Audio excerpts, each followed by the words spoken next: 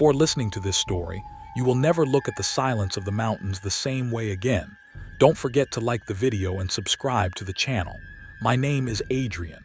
Many years have passed since the events I am about to tell you, but some nights I still hear the exact same sound in my dreams. The gunshots coming from the mountains, the screams of people, and the things watching us from within the darkness.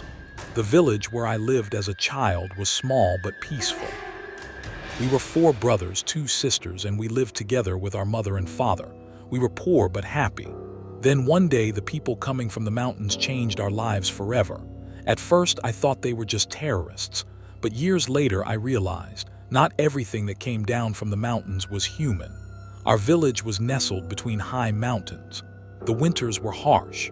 At night, the wind made a howling sound as it passed through the houses. As a child, I was afraid of those sounds, but my father would tell me it was just the wind. Back then, I didn't know that the real thing to fear was humans, because every month armed men would come down from the mountains. Their faces would be covered. They would shout in the village square and gather the young men. No one could resist because they killed anyone who opposed them in front of everyone. My childhood was spent with this fear. Every month, they took away someone's son. And none of those who went ever returned. My father would hide us every single time. "Be quiet," he would say. "Don't even let them hear you breathe." We 4 brothers would hide in different places, sometimes in the basement, sometimes in the hayloft, and sometimes in the barn where the horses were kept. But a person cannot run from their destiny forever. That day, the weather was also freezing cold. There was snow outside. In the late afternoon, gunshots came from the mountains. Then the dogs started barking. The moment my father looked out the window, his expression changed. "They have arrived," he said. He quickly hid all of us. My mother was crying. My little sister was shaking with fear. I hid in the horse barn. My heart was beating so fast that I thought they would hear its sound. A few minutes later, the sound of the door breaking came. The men had entered the house. Shouting could be heard. My father was fighting with them. My mother was screaming. Then heavy footsteps came right in front of the barn. I held my breath. But without looking inside, they turned back. For a long time, no sound came. Then the house grew silent. I thought they had left, and I made the biggest mistake of my life. As I was coming out from my hiding place, my foot caught on a chain. The metal sound echoed through the entire barn. One of the men outside turned back immediately. When he opened the door, our eyes met. There was a black mask on his face. Without speaking at all, he grabbed me. I thrashed, but he was too strong. He dragged me outside. When my mother saw me, she collapsed to the floor. My father was begging the men. "He is just a child," he was shouting, but they only laughed. They tied my hands. As we were leaving, I turned back and looked at the house. My mother was crying, my father was on his knees, and my siblings were still in their hiding places. They hadn't found them. At that moment, only one thought was inside me. Maybe I will return. Maybe this will pass. But a person realizes too late that there is no return from some roads. When we were brought to the mountain, there were dozens of children just like us. Among them was my childhood friend Marcus. His face was black and blue because they had beaten him on the way. The first night, they locked all of us inside a stone building. We couldn't sleep because of the cold. Throughout the night, screaming sounds came from outside. They were taking some children out. They would beat them and bring them back. As the days passed, we lost our sense of time. Training in the morning, beatings at night. They left us starving. They shot anyone who tried to escape in front of everyone. Once, a 16-year-old boy tried to escape. When he was caught, they lined us up and killed him right before our eyes. That day, Marcus cried for the first time. I couldn't even cry because fear dries a person up inside. Months passed. We were no longer children. They began to put weapons into our hands. They used numbers for us, not names. They were trying to make us forget our humanity. And exactly 14 months later, they lined all of us up in front of the large rock. They gave everyone a weapon. Their leader looked at us and said this: "The last one standing will be free." At that moment, we all turned to one another. Marcus was next to me. His hand was shaking. Then they gave the order to fire. We all shot at each other, but there were no bullets in the guns. The men began to laugh. "You passed the test," they said. "Now you are one of us." That day, we lost the remaining part of our humanity, because someone who lives with fear turns into fear itself over time. Life on the mountain changes a person's brain over time because when you constantly see death, after a certain point it starts to seem normal. In the first months, there were children who cried secretly at night. Later, there was no one left crying, because they either died or stopped feeling. Marcus and I tried not to break away from each other. We were from the same village. We had experienced the same fear. At night, we would sometimes talk about our families. Marcus would say he missed the bread his mother made. As for me, I would think of my little siblings. Were they still living in fear in their hiding places? Was my father still locking the doors every night? But the men on the mountain did everything to make a person forget their past. They constantly told us the same thing. There is no turning back for you now. Months later, we were taken to a real attack for the first time. They were cutting off small village roads, stopping vehicles, and terrifying people. That was when I understood that these men were not just fighting, they were spreading fear. And fear is sometimes more powerful than a weapon. But somewhere inside me, there was still a desire to escape. Marcus was the same. We were waiting for an opportunity. However, we had seen the end of those who tried to escape from the mountain. One night, 2 young men tried to escape. In the morning, we found them on the rocks. Their eyes had been gouged out. Our leader said that the ones who did this were not the soldiers, but the owners of the mountain. At first, I thought this was a story invented to scare us. But later, while pulling guard duty at night, I began to see strange things in the mountains. Dark silhouettes moving in the distance. Things like humans, but excessively tall. And sometimes, whispers came from within the darkness. When Marcus told me one night, "It's not just humans who live here," I was truly terrified for the first time. At the end of autumn, they gave us a new mission. The leader opened the map in the middle of the tent. "A vehicle carrying gold will pass," he said. "This is a great opportunity for us." Everyone got excited because we were told that if we were successful, we would rise to a higher position. That night, they armed all of us. Together with Marcus, we were sent to the mountain road. It was foggy. The road passed between narrow cliffs. We waited silently for hours. Then the lights of a vehicle appeared in the distance. The leader raised his hand. Just as we were preparing to attack, everywhere lit up all at once. Following that, machine gun fire began. Rat-tat-tat-tat, everywhere turned into hell. The soldiers had ambushed us. People were running left and right. Some were hit in the very first second. Screams, bullet sounds, and explosions mixed together. Marcus grabbed my arm. "Now," he shouted. At that moment, the only thing I thought about was escaping. Because for the first time, a chance for freedom had arisen, we began to run between the rocks. Gunshots were still coming from behind. We walked for hours without stopping. Since we had known the mountain road since childhood, we managed to stay away from both the soldiers and the terrorists. 6 hours later, when we saw the silhouette of our village from afar, both of us stopped. A hope I hadn't felt for years was born inside me. "It's over," I said, out of breath. Marcus smiled. "We're home." As we neared the village, a strange feeling began to form inside me, because the village was very quiet, too quiet. There was neither the sound of a dog nor any light. It was as if all life had suddenly been extinguished. Most of the houses were dark. Even the wind was blowing differently. Marcus looked at me. "Something is wrong," he said, but we hadn't seen our families for years. We couldn't stop ourselves. We hugged each other. "We'll meet in the morning," we said. Then we parted toward our homes. My house was at the very end of the village, next to the old mulberry tree. As I approached the door, I saw a light inside. My heart was beating wildly. I knocked on the door. A few seconds later, it opened, and my mother and father were standing in front of me. But the moment I saw them, all the hope inside me died, because their faces were not normal. They were pale. The areas under their eyes had become pitch black. It was as if they hadn't seen the sun for years. And the most terrifying thing, it was as if they weren't happy to see me. My mother smiled slowly, but that smile was not warm. "Adrian," she said in a muffled voice. As for my father, he was looking at me motionlessly. I went inside. The house was ice cold. There was spoiled food on the table. Strange black stains had formed on the walls. "Where are my siblings?" I asked immediately. My mother remained silent for a few seconds. Then she said only this, "They are upstairs." But her voice, it was as if it was mixing with someone else's voice. At that moment, slow footsteps began to come from the upper floor. The footsteps coming from the upper floor were heavy. It was slowly approaching toward the stairs. The silence inside the house was so suffocating that I could hear my own breath. My mother was still standing by the door looking at me, but in her gaze, there was none of the warmth I was used to from my mother. It was as if she knew me, but at the same time didn't know me. As for my father, he wasn't speaking at all. His eyes were blank. When the footsteps stopped at the top of the stairs, an unexplainable fear formed inside me. Then my brother Daniel appeared. But the moment I saw him, my throat tightened because he was no longer the Daniel from my childhood.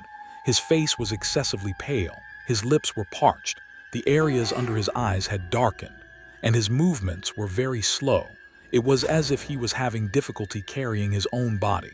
"Brother," he said in a muffled voice.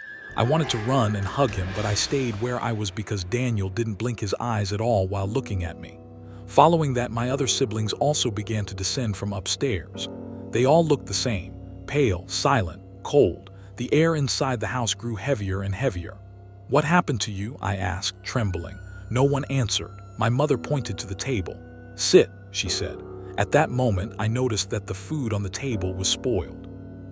A smell of decayed meat was coming. I felt nauseous.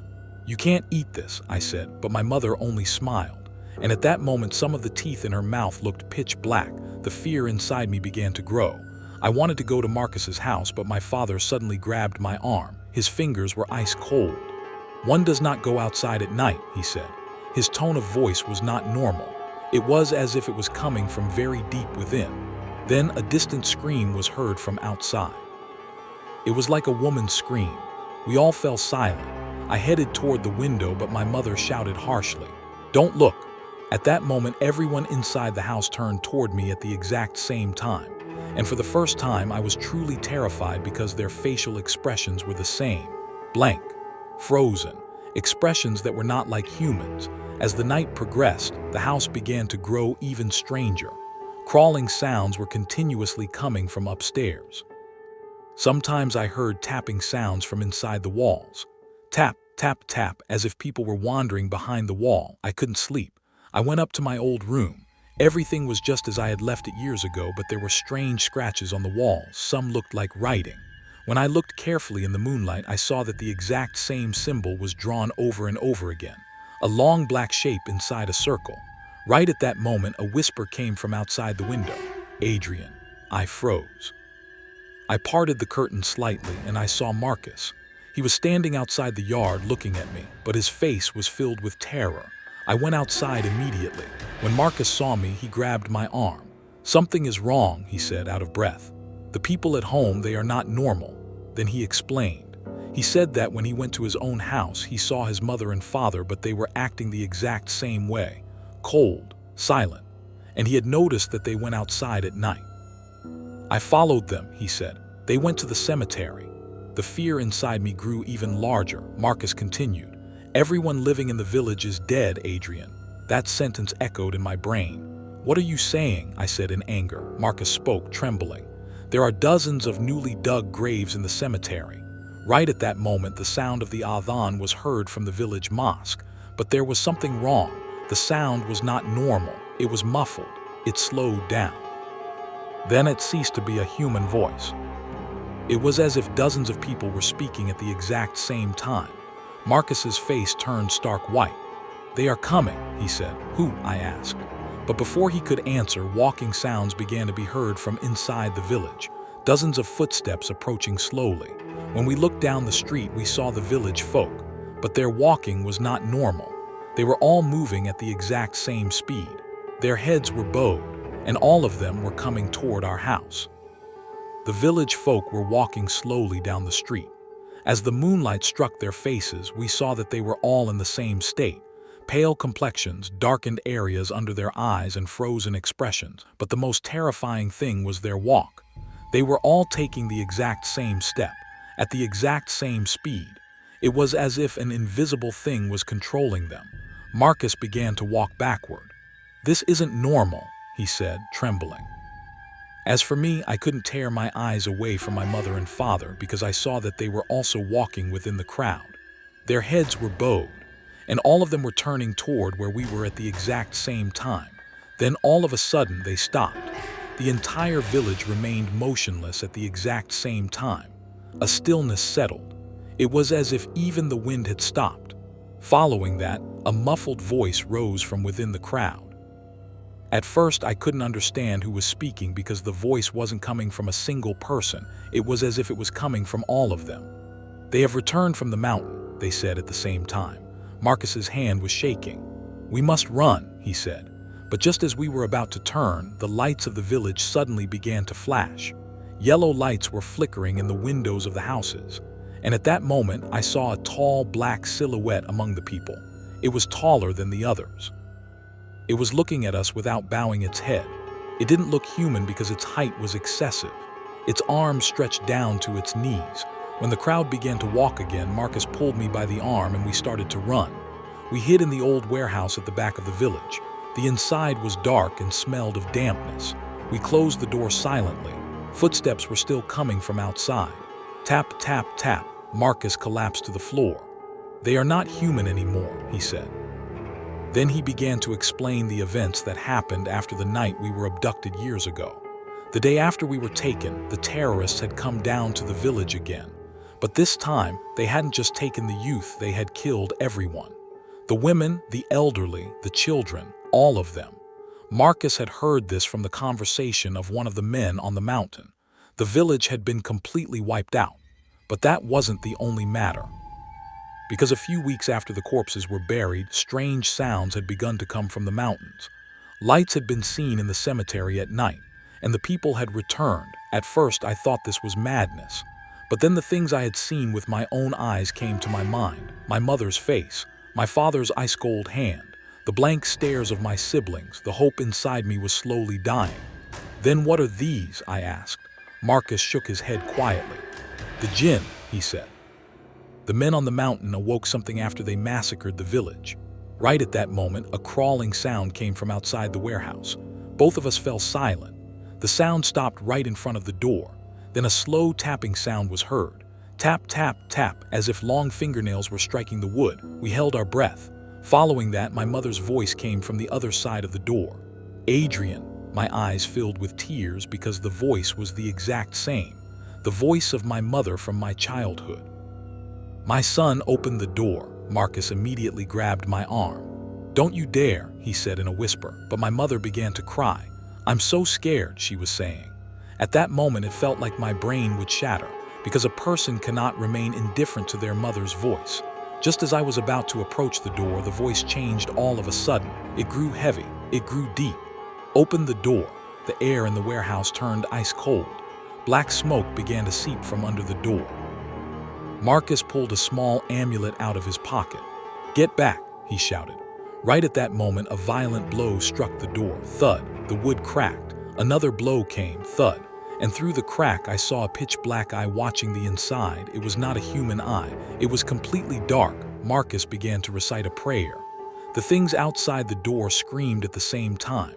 The voice was no longer a human voice. It was like an animal, but a more distorted voice. Then the lamps in the warehouse began to flicker, and I saw a movement in the darkness behind us. I froze because we were not alone inside. A tall black silhouette was standing in the corner of the warehouse. It was tall enough to touch the ceiling. It wasn't moving. It was just looking at us. And at that moment, we heard the whisper, "The mountain gave you back." The moment I saw that tall silhouette standing in the corner of the warehouse, my body stopped moving because a person sometimes becomes unable to run from fear. That thing stretched all the way to the ceiling. Its arms were longer than they should be. Its face wasn't visible because it was as if darkness was swirling where its head should be. Marcus was continuing to recite his prayer, but his voice was trembling. The creatures outside the door kept striking. Thud, thud. With every blow, the wood cracked a bit more. The black smoke seeping inside began to spread across the floor, and at that moment the silhouette inside the warehouse moved. It turned its head toward us very slowly. Then we heard the whisper. It felt as if it was coming from both nearby and very far away at the exact same time. "The village is ours now." Marcus raised the amulet into the air. "Don't look into its eyes," he shouted, but I was too late. Because the moment I looked into that thing's face, I began to see images inside my brain. I saw the burning of the village, the houses being engulfed in flames, the screams of the people, my mother crawling on the ground trying to reach me, and the black shadows standing on top of the mountain. The terrorists hadn't been alone while massacring the village. There were other things watching them, very ancient things. All of a sudden, I fell to the ground. My ears were ringing. Meanwhile, the door broke. The wood splinters were flung inside. The village folk began to enter slowly, but they no longer looked human. The mouths of some had opened wider than they should. The necks of some had turned inside out, and the eyes of all of them were completely black. My mother was among them too. She was walking toward me. Black tears were flowing from her eyes. "Adrian," she said, crying. "Why did you leave us?" My inside was torn apart, because at that moment I couldn't understand whether she truly was my mother or not. Marcus lifted me up. "They are not your family," he shouted, but right at that moment my father stepped forward. There was an old shotgun in his hand, and he aimed the barrel at me. Then a non-human voice came out of his mouth. "You returned from the mountain, you will pay the price." The tall silhouette inside the warehouse began to descend from the ceiling. Bone sounds came as it moved. Click, click, click. Marcus pulled a small metal box out of his bag. There were old papers inside. "My father had prepared for these," he said, out of breath. Then he began to recite a prayer in a loud voice. At that moment, the creatures began to scream. The walls of the warehouse trembled. The black silhouette suddenly moved toward us. It was so fast that my eye couldn't follow it. The moment Marcus flung the powder from the box onto the ground, a flash occurred, and the creature was flung back. At the exact same time, the village folk began to shout in pain. Their voices turned into something between a human voice and an animal voice. Marcus turned to me. "Run to the exit," he said. We rushed out from the back door of the warehouse. The village was completely plunged into darkness, but we could see the shadows moving between the houses. They were everywhere. They were watching us. Running, we reached the old mosque. Marcus collapsed to the floor out of breath. "These are not just jinn," he said. "This place is cursed." Then he told me what his father had explained years ago. There were ancient graves beneath the mountains, very ancient, belonging to before humans. While the terrorists were hiding in those regions, they had opened some caves, and they had awakened the things inside. When the village was massacred, these entities had inhabited the dead bodies, meaning our families had died long ago. The ones who returned were only their bodies. At that moment, something broke inside me, because the home I had dreamed of returning to for years was no longer there. My family was gone. My childhood was gone. Marcus touched my shoulder. "We can end this," he said. His plan was simple. We would go to the old tunnel beneath the village and detonate the cave where the creatures came from. If the entrance closed, their powers would also be cut off. We had no other choice. Using the old passage beneath the mosque, we descended into the caves. The underground was ice cold. There were strange symbols on the walls. As we advanced, the whispers increased. Finally, we reached the grand cave, and my knees trembled because of what I saw. In the middle of the cave, there was a massive black pit.